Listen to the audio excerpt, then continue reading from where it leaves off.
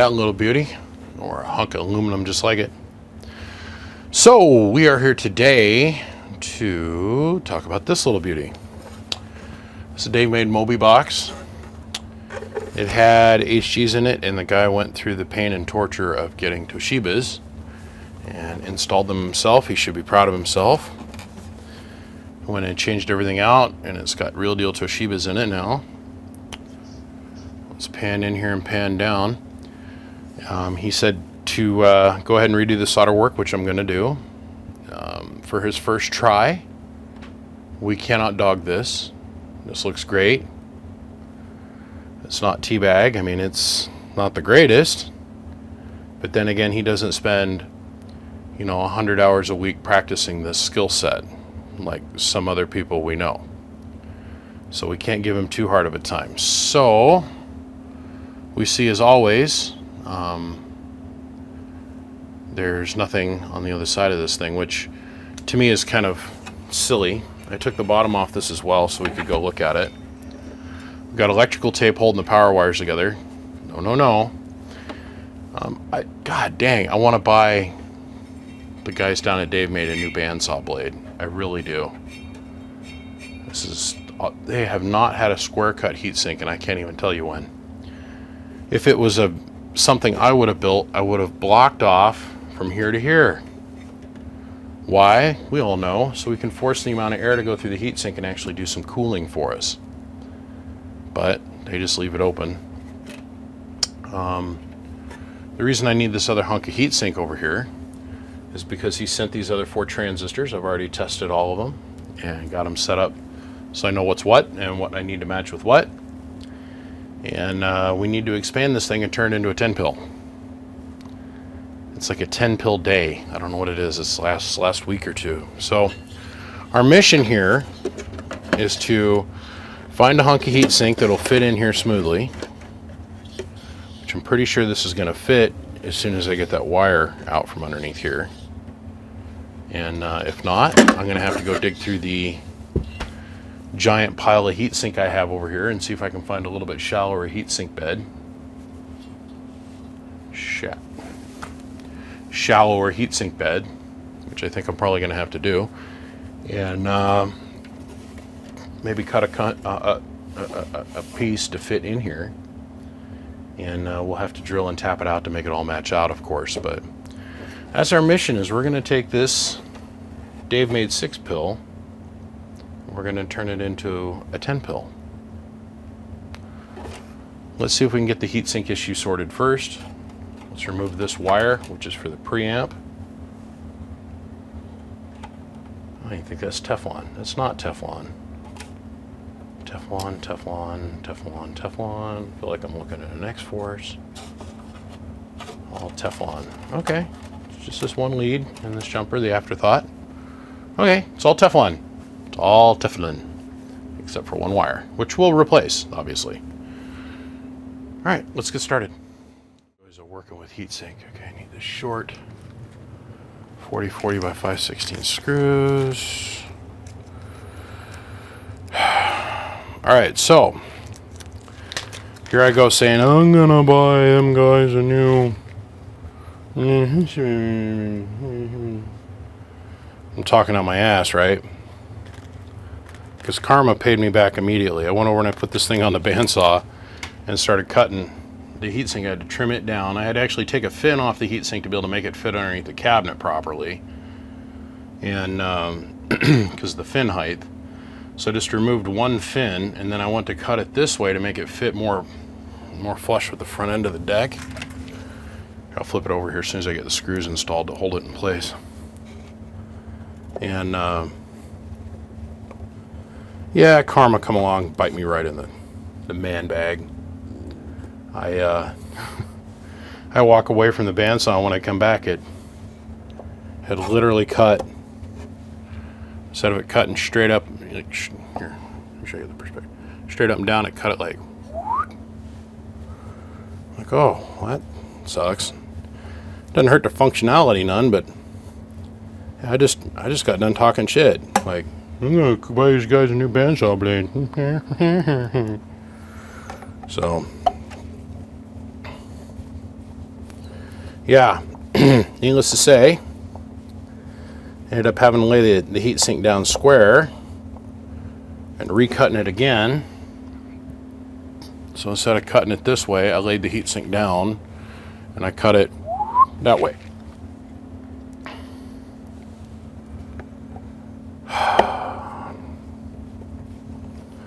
Someday I'll learn to keep my big mouth shut.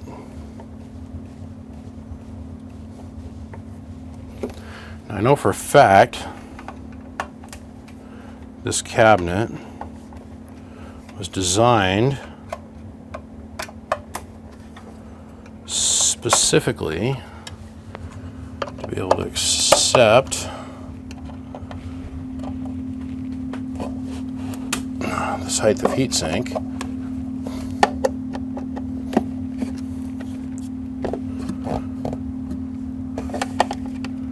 And all I gotta do is loosen up these nuts and let the heat sink come up in here a little bit more. See, it's not going to affect the functionality of removing the one heat sink rib. You'll see why here in a minute.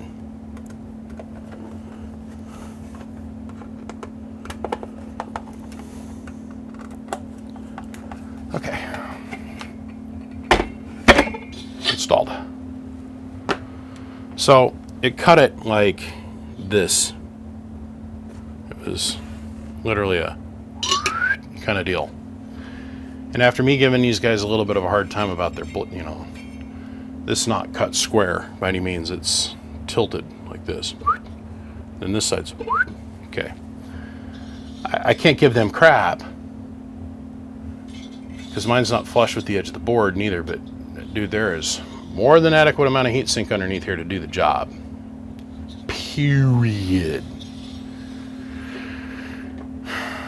There's more fins, way more fins.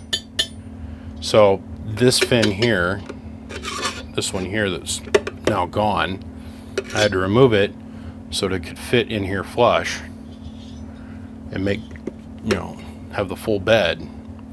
I'll give up one fin, and if you notice, there's literally twice the amount of heatsink fins as that there is over here. And then the other thing is the heatsink bed is massively thicker. So there's more metal mass, more fins, and everything on this side, and we're gonna put 2 less transistors over here than already present over here. So it's more than enough to do the job. I was chuckling about this today because when I was digging through the heatsink pile, I came up with this. Taken from an X-Force 10 pill TX800 back in 2018. This piece of scrap heatsink was taken from a production amplifier, replaced by BBI with the right size, yes, 10 pills on this little piece of scrap. Hit 10 transistors on roughly the same amount of metal. We're going to put 4 on this, and that's more than what's in a 2x4 right there. I think we're going to be fine. We're going to come back to fix it. Well, I'm going to fix this next. This will be fine. It's fine. It's fine. Now, why wouldn't you take exactly this much time to clean that out of there? So now, who's to say why this thing's bouncing down the road and shipping? If some of this metal flick doesn't work its way loose, find its way up to the front of the cabinet, and then work its way into the amp deck. But why couldn't you just do this?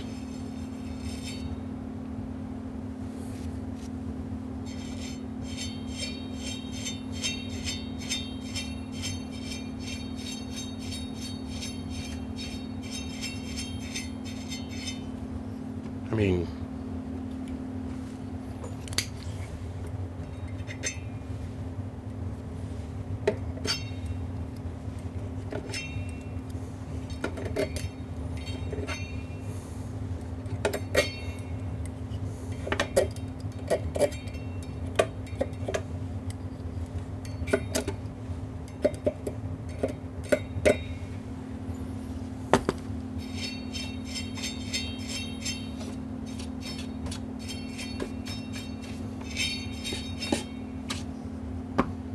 for God's sake, how hard was that?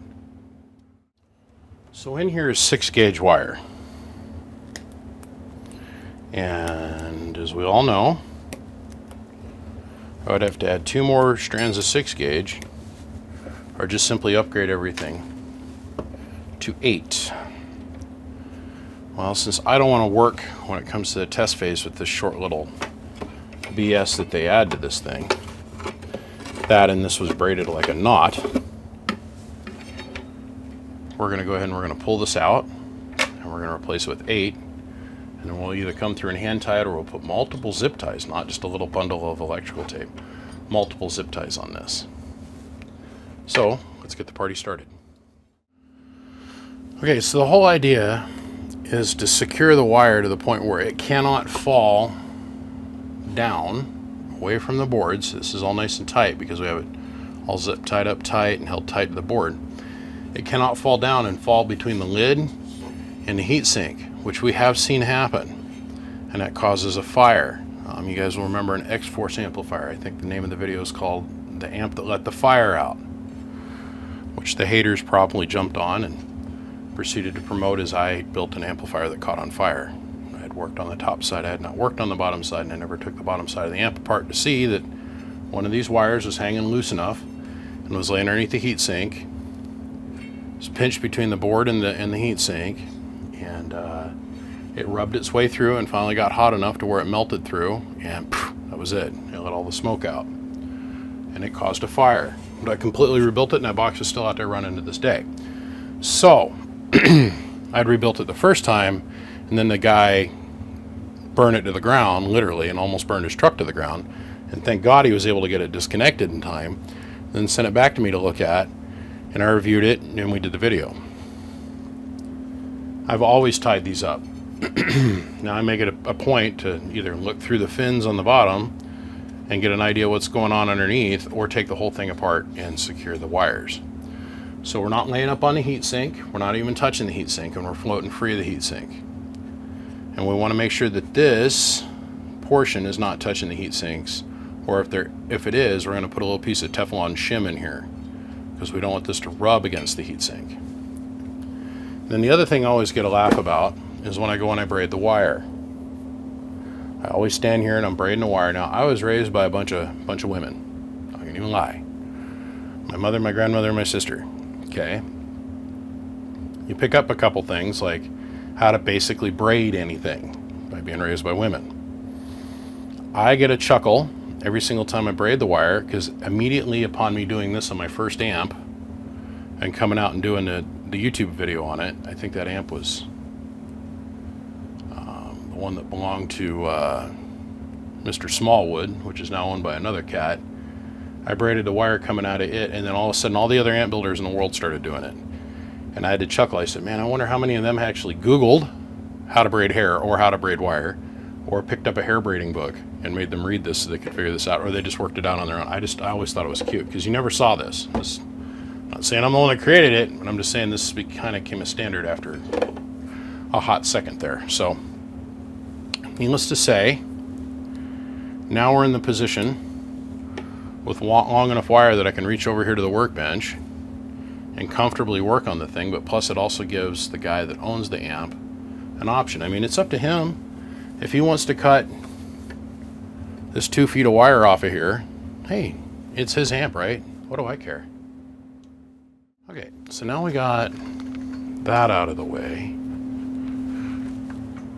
We've created ourselves good power wires, a safe work environment, a safe operation environment. We are going to remove these capacitors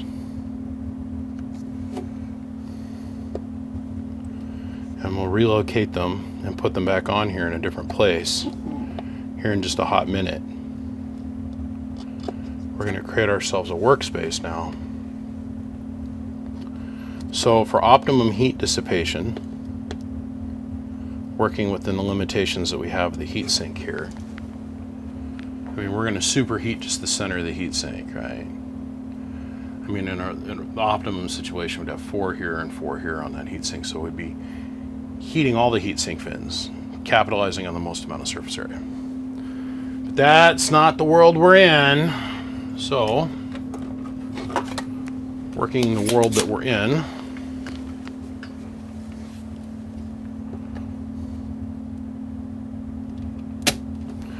We got to go in here and we got to remove most of the solder, because if my calculations are correct,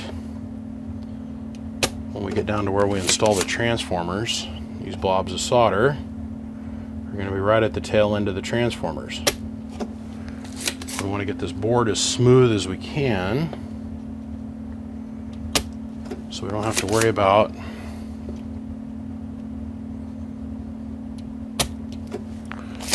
the transformers arcing out.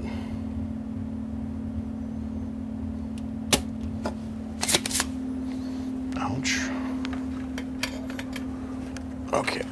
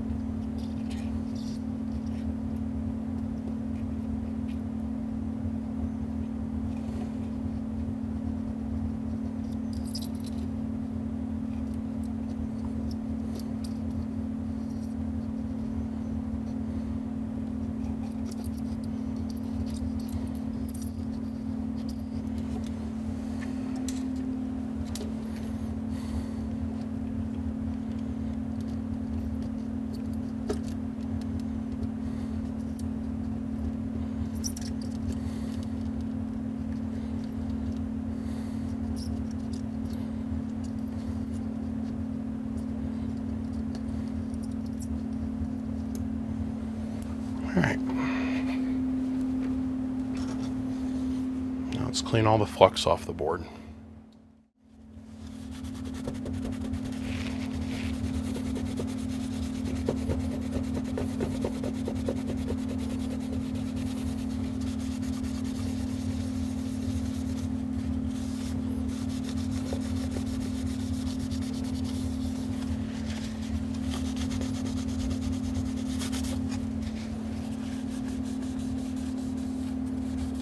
I said flat, smooth, clean.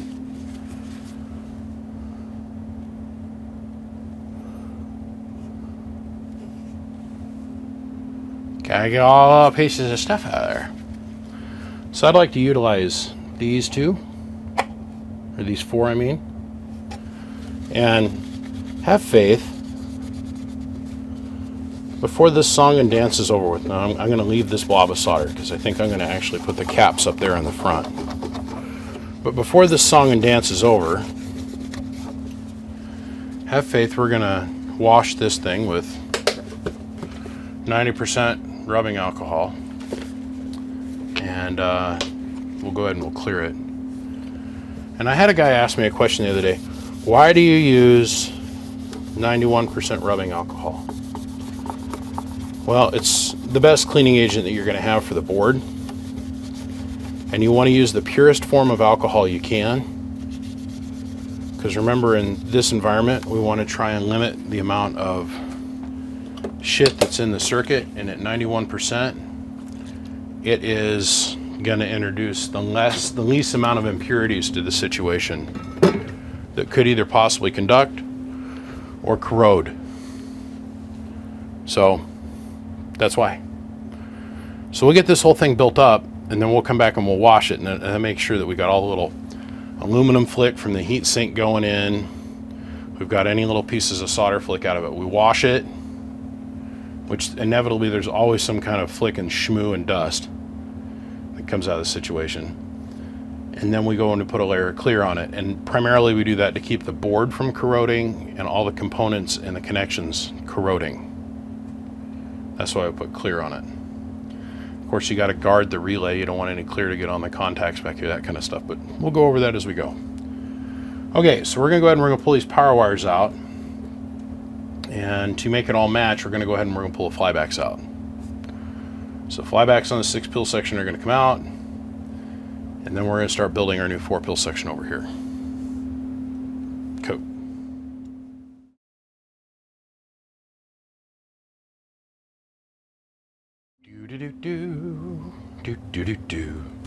Okay, hello. So I'm back. I just went and swam in the petri dish of life. I'm not kidding you. This is where we left off, and this is how far I got. And I finally just threw in the towel. And this was last Thursday night when I got to this, and it is now Wednesday afternoon. I got on a plane Friday. I went and I see my business partner in Dallas, Texas, and spent some much needed time with him. And I came home Monday. Well, the Dallas, Texas, Dallas-Fort Worth DF dub was why I was there. I should show you this video footage. I should. At the airport. Oh, it was crazy.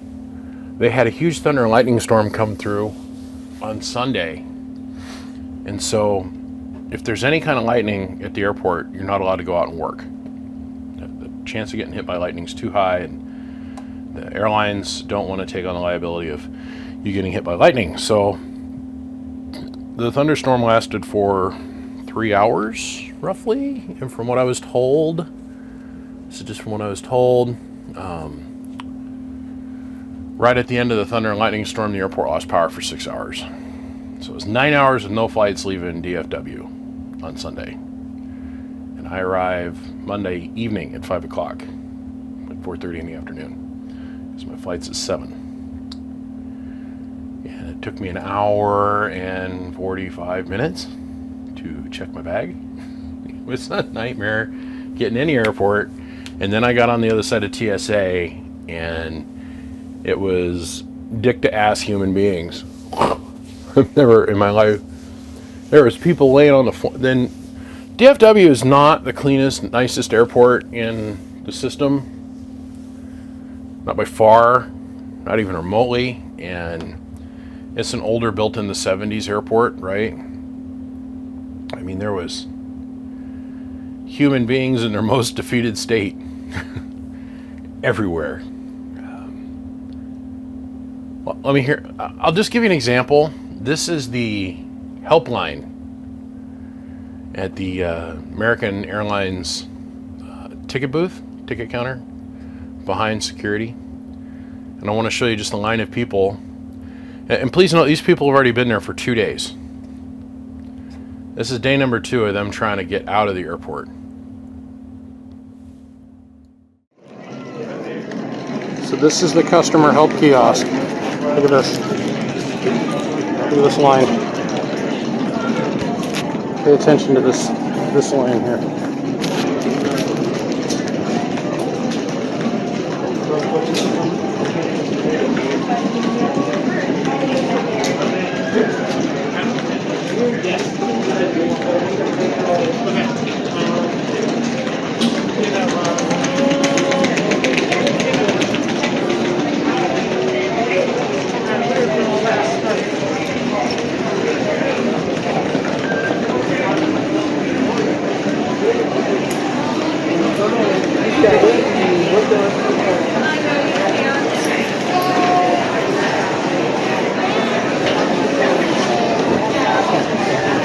This is all the same line, babe.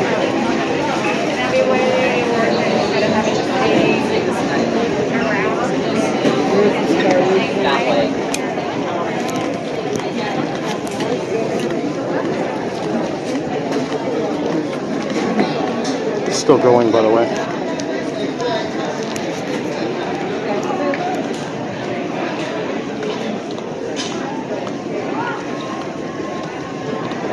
This is nuts.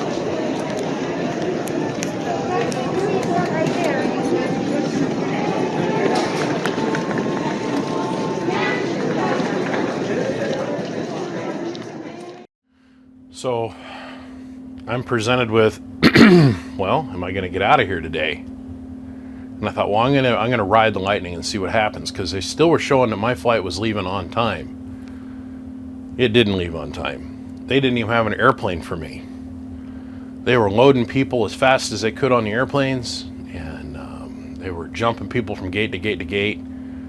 We knew something was up before I even got to the airport because it changed my gate 4 times before I even got there, and while I was there, it changed 3 times.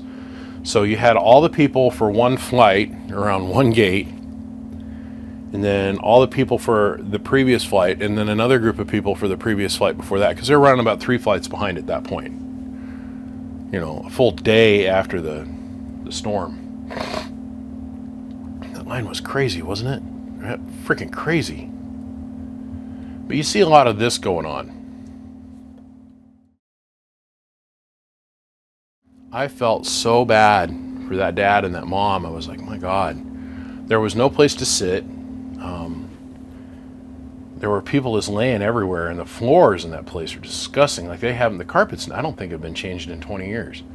They might have been run over by like a 30-year-old vacuum cleaner 8 months ago. I mean, the amount of trash that was everywhere and just how dirty everything was. Oh my God. But hey. It's not like they had time to clean the airports during the pandemic or nothing. Jeez. Anyhow,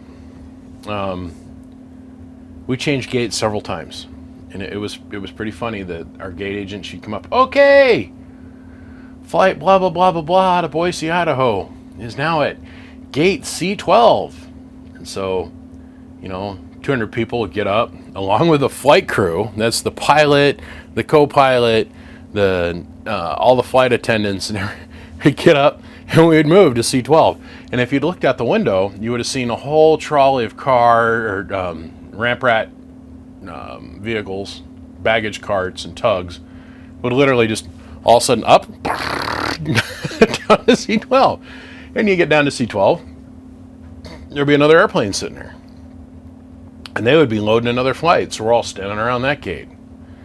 Okay, flight blah blah blah blah blah is now moved to gate C25. Back to the other end of the airport. It was cute. I didn't get out of there until it was like, I don't know, 10 or 11. My flight was originally scheduled to leave at 7. I didn't really care. I think what's lost in this world is people lose perspective. They lose perspective, right? There's more to the world than just you. You know? I don't know what happened, but we all got pussified, man. And very self-centered and very self-centric. You know, I can't stand that. It's like, step back, look at the bigger picture. I mean, there's people laying on the floor that look like they've been through a meat grinder, because they literally have been for 2 days, and they have no chance of getting out of the airport because every single flight is not only booked and sold out, but like 150% booked and sold out. It was nuts. And so, oh boy, my flight was delayed by a couple hours. Who cares? Where I'm going, I know for a fact, because I used to work at the airport at one point, I know for a fact there's going to be people waiting to unload my plane. And if I can get on a plane that's headed to where I need to go, I'm going to eventually get there. And I'm sorry, the drive from Dallas, Fort Worth to Boise, Idaho sucks. That's a 2-day drive, man. So I'm like, I'm just going to ride this lightning. I got water. And you know, when you travel, you got to travel smartly. If you check a bag, make sure that in your backpack you've got a change of clothes, it's a fresh shirt, change of underwear, change of socks, new t-shirt. Period. If you got medication, check a little bit of it, so that way you've got a couple days worth of buffer, you know. It allows you to have options, like, hey, maybe staying at the airport for 2 days trying to get a flight's not my best option. Maybe I'll go down and get a rent-a-car and I drive to another city. Like, I'm thinking I could go get a car and drive to Oklahoma City and get on another airplane, you know. Or maybe change airlines, go to, you know, Delta or whoever else. But I mean, they've got Qatar, they got Qatar Air, they've got Southwest, they got all these different airlines. I mean, you got to learn how to play the system, right? And I learned that by working in the airlines. When I would non-rev someplace, when I worked in the airline system, let's say I was going to go from Boise, Idaho to Washington, D.C., and I was going to do it on Northwest Airlines. I'd have non-rev tickets for Northwest, non-rev tickets for Southwest, non-rev tickets for Delta, non-rev tickets on SkyWest, non-rev tickets on American Airlines. So I walk up to the counter and say, here, schedule me onto this flight if you've got an opening, and I get a seat and go. You just changed airlines like they were changing underwear or condoms. I don't know. I'm just saying, I wasn't too overly stressed out. I just thought it was interesting to watch the human plight and to watch people running back and forth from gate to gate. It was an experience. But at the end of the day, I made it home at about 12:30. Like the plane landed at around 12:30. I wasn't able to get my bag, which I thought was some kind of weird miracle. I got off the plane with every intention of just knowing that I wasn't going to get my bag, because it's so chaotic. If you could ever see an airport operate from underneath the gateway or the jetway, I was in shock when I went to baggage claim and my bag was there. Just blown away. We're talking several thousand plus people in that terminal. I mean, that terminal was alive. And somehow, those guys working the ramp underneath us managed to keep all of our bags organized from flight to flight. And I think there was like 2 people that said, hey, their bag didn't show up, but before I left, their bag had been found and delivered. Once I got on the flight, plane was cool, seat was comfortable. They brought us food. They turned on, I don't know how they did it, but they turned on all the free entertainment. Of course, I don't do that. I show up prepared to play. I've got tons of stuff in my phone and my tablet, and I just zone out and put on my noise canceling headphones and let's go. So I got home yesterday, and I'm not going to lie, I spent from 6 o'clock yesterday morning until 5:30 yesterday on the phone. Straight, returning phone calls Friday, Saturday. I don't ever normally return Friday and Saturday phone calls. I did Friday, Saturday, Sunday, and Monday's phone calls. So here it is Wednesday morning, and we're back at it. I needed a hot minute.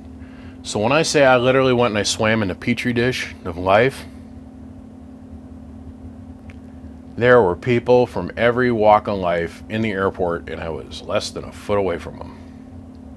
I went swimming in the Koof sea of life. I'm here to say I'm still standing tall, and I'm grateful for it. So I come home, and I just finished watching the last segment that I filmed, and where I left off was down here. Let's go on in here. As you guys can see, that is the one solder blob that we cleaned up, flattened out, and took down to surface. Same solder blob here, the same solder blob there. Now, what we've done since then is we've created ourselves a brand new 4-pill section. So we used the transistors that the guy sent in, and we used all the good parts, man. These are, I mean, there's no blue Alibaba capacitors on this thing. So really, in the long and the short, the only thing we got to do to get this running, really. And by the way, I had a wonderful time with my business partner's family. They were wonderful hosts. They fed me like a king. They treated me very well. It was a good trip. There was some interesting stuff that went on, but that's none of y'all's business. I'm just going to say I had a good trip. I'm very grateful to be home, back out here in the hellhole of the shop working. And learned a little bit on my trip. I really did. The only thing I got to do to get this working from this point forward, I mean, we've changed so much in this box.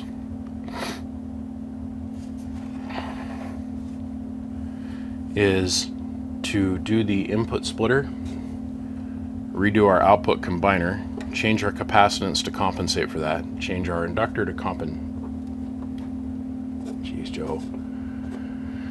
Change our output inductor to compensate for that. We're going to have to change our input conductor to compensate for that. A little bit of change in the input capacitance, but then I've got to change, I got to add coax. I want to change out these caps to metal clads, so this guy never has to worry about these things getting hot and breaking down. This is barely able to do the job. you get a heavy key going on, or this box gets hot for any reason, one fan quits, a towel gets dropped on top of the box, he runs it on a hot day with the air conditioning off in his truck, these caps will get hot enough that they'll end up breaking down and they'll devaluate, which will cause him to have an imbalance over here. I've seen it too many times with my own boxes I've built, and then I've had to do warranty returns on them where this cap has failed, has caused one of the combiner resistors, which are missing. Of course, they don't use them. They claim they're not necessary in the Davemade world. Well, certain parts of the Davemade world. It's a long, convoluted story when it comes to the Davemade camp. Just we're going to ride with this. Not saying anything negative. It's just a different ball of wax. So, we gotta build a different output ring, coax, change out our caps to metal clad so we don't have to worry about these ever failing. Your biggest points of failure, if you're not using metal, is going to be here and here in this circuit. This cap takes a ton of pressure. It takes a ton of pressure by tricking and changing the Q point of the transformer. This cap is doing a lot of work. This cap is also doing a lot of work.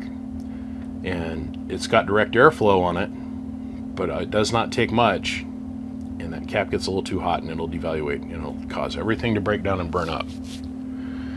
Since a lot of guys at this power level don't run a meter, their power will drop off. They have no clue, and the only indicator they got is the 10 ohm and 100 ohm smoke coming out the box.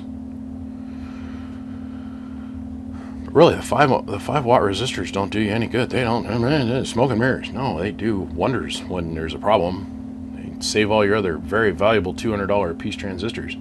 So usually when I hear people say that, I'm like, wow, yeah, dumb. Because it's dumb. I mean, if I can put a 20 watt resistor in here, I would. It helps save the circuit from imbalance. So, all right, let's get some metal clads in here. Let's get some power wire in this, and let's get some coax in this thing real quick. God, it's 3:45 already. I've been out here since 10. Well, time flies when you're having fun in the big city. So, I keep chugging along here. Got another major portion of this thing done. The input network has completely been overhauled. We put the coil, instead of having this S-hook. This S-hook is the way they've been doing it now for a long time. And it works. I mean, it works. I'm not a big fan of it. I would rather do a coil. So that's what we did. Did the coil system. And it's up on a stand, of course, its own little pedestal here. And we'll adjust this capacitor for our input tune. Of course, we're going to probably have to take... There's a huge unit handler difference between this length of wire and a coil.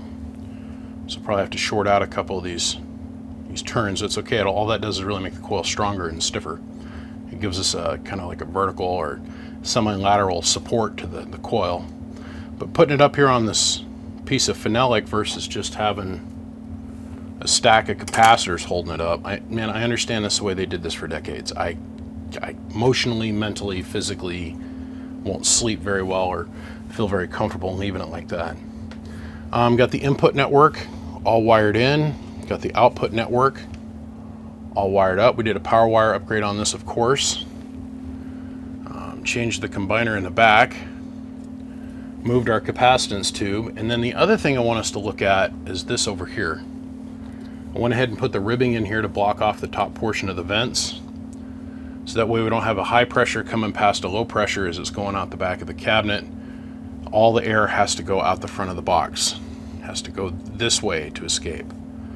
So it's going to make for much better cooling.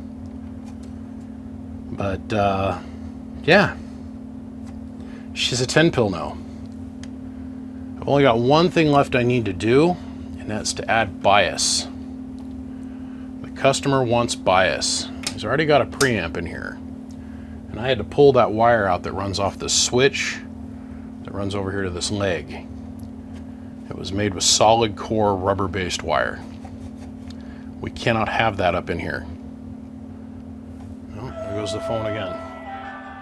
I'll be back. I was was saying before the phone rudely interrupted both you and me and everybody else. Yeah.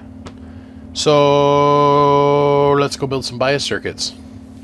Yay, sounds like fun, doesn't it? No, it sucks. It sucks. This takes hours to do. Days to do. I gotta add another relay. There's a bunch of shit I gotta do now. So probably when I check back in, it'll be 5, 6 o'clock. Whole day spent doing just this one box. And it, I get, honestly, after all the video production and everything else, you guys gotta understand, I can do about 3 to 4 boxes a week. Just keep that in mind. All right, here we go. Let's get this done. Yay. Just every once in a while, everything works out really good. This amp just fell together. Now, it was hours worth of work to get us to this point, like 2 days. But it literally just click, click, click, click, click, fell together. So we're on the 1,000 watt scale and we're in peak. So let's just get over here and verify the slugs. We're going to use a 1,000 watt slug in peak, 1,000 in average for the moment, 5 watt slug in reverse, and then up here, and that's back from the Bird 10,000 watt dummy load, by the way. And then we're going to diverge from normality, and we're going to use a 1 watt slug in reverse. Because I started playing with this. This box is running so titties that normally 5 watt slug, we're good. We're golden. I'm happy. I just decided I'd start playing with this box. So let's go over here. We'll turn the volume up on the radio. Preamp is working. And then we added this third switch. This is for the sideband delay. Now on the front, I put brand new labels on this on preamp sideband. So you know what all the 3 switches actually do. They've got labels on them. I know it's odd. I have this thing about wanting to know and wanting to have the customer know what does what. It's like on the back, instead of like when this was built, they used a Sharpie to put in and a Sharpie to write out on the box. It's okay, I got a label maker, I put in and out on the back of the box. I mean, it's just the small little details that we've all come to enjoy, right? So first let's shut off the amp. Oh, by the way, I changed the blue LED per the customer's request change the red LED per the customer's request to blue. Come on. Pull it together, Luke. It's just another YouTube video. Okay, let me show you radio drive. 1, 2. Maybe about 25 watts. There's our pass-through tune. 1, 2. Non-existent. All right. So now, let's go ahead and let's turn the amp on. We're at 15.1 volts. Audio 1, 2. Let's go over here. Let's look at the spread spectrum. Turn the amp off, that's the radio. Amp on, that's the amp. Bloop. Turn the dead key up a little bit more. It's good to clean. Stupid clean. Imagine that. So, gone. Look at this. Remember, this is a 1 watt slug in reverse. Audio. Not even, just a hair over 1/10 of 1 watt worth of reflag.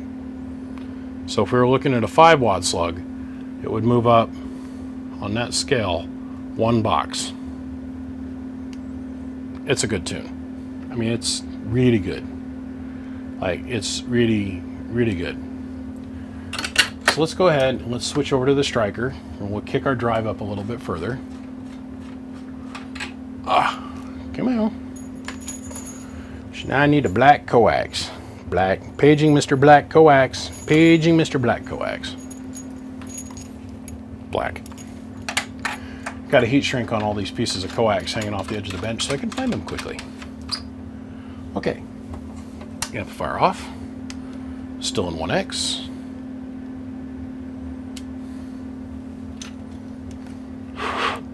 Hello, 1, 2. 1, 2, hello. About 80 watts of drive, right? Front of the striker. 1, 1, 1, 1, 1, 1, 1, 1, 1, 1. 1 bar. Okay. Let's go ahead, bring the amp into play. Hello, it's gone. Imagine that. Goodbye. Goodbye. Okay. 2x. So now full deflection on that scale, like I've said a million times before, when the needle, full deflection, when the needle goes from this corner to that corner, when it gets to full corner, it's 2,000 watts. Audio. About 16 and some change with 80 watts of drive. With BBI, I want more. It's okay, so do I. And I'm going to give you more. Just hold on. Hold on to your chahones. Hello. 1 bar. Let's look at the 5 watt slug in reverse. Hello, 1 1. Hello, 1 1. So 0.2 of 1 watt worth of input reflag. It's happy. Hello, 1 2. Hello, 1 2.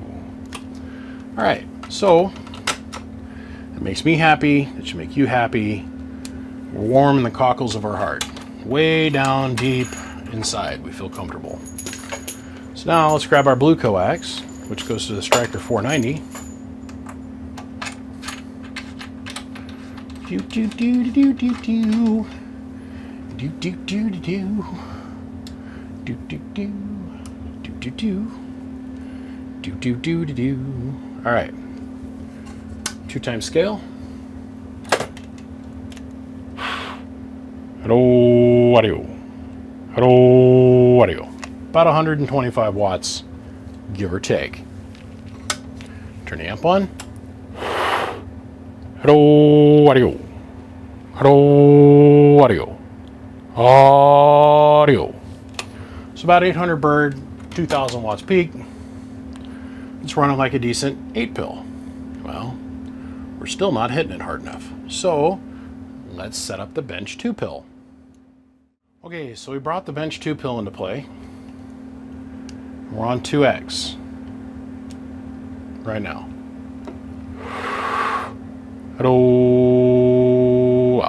About 210 watts of drive is all we're going to pump into this thing.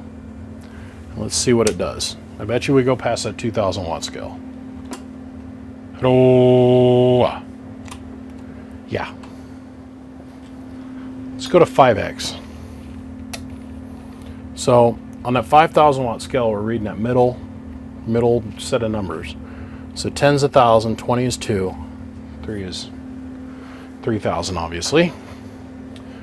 I bet you we're somewhere around 25 to 2,800. Hello. Hello, audio. Let's back our dead key down a little bit. Hello, audio. Hello, audio. I think that's all she's going to give us. Oh. Hello.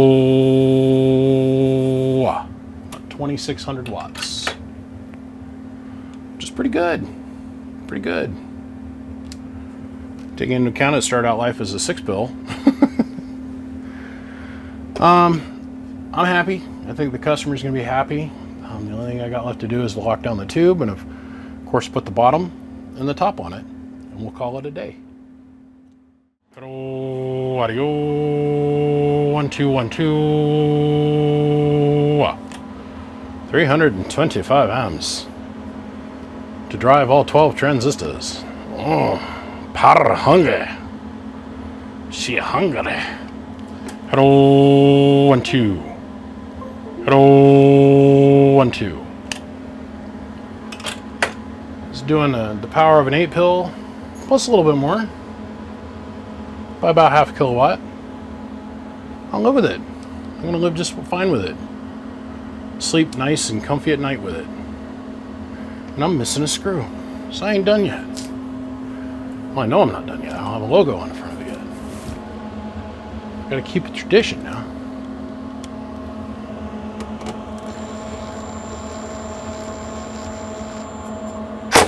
Okay. Let's get a logo.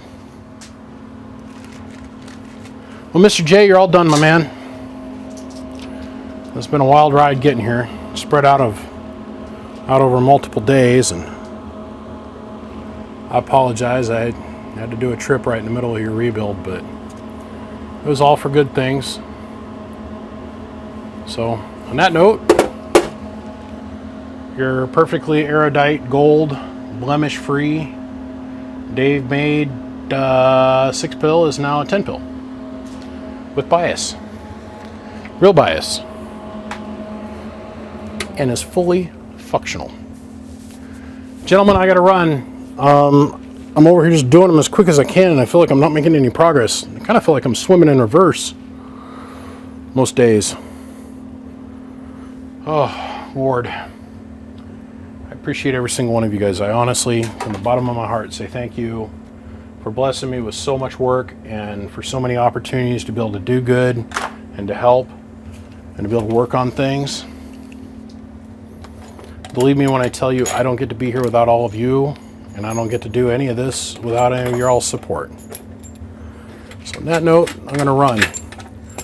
Call the number if you need my help. I'm like the A-Team. If you can reach me and they can help you, we will.